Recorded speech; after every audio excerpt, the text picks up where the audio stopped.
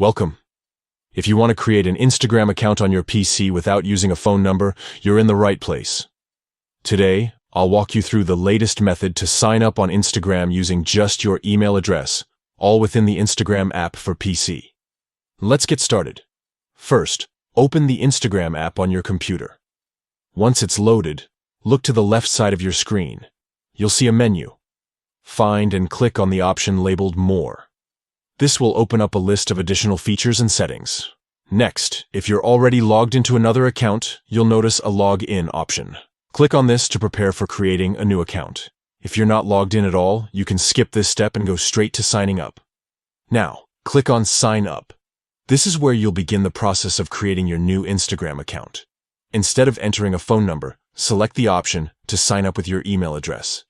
Make sure you use an email that you have access to, as Instagram may send you a verification code. Fill in all the required fields: your full name, a unique username, a secure password, and your email address. Double-check your details to avoid any mistakes. Once everything looks good, click on Sign Up to continue. Instagram will likely ask you to verify your email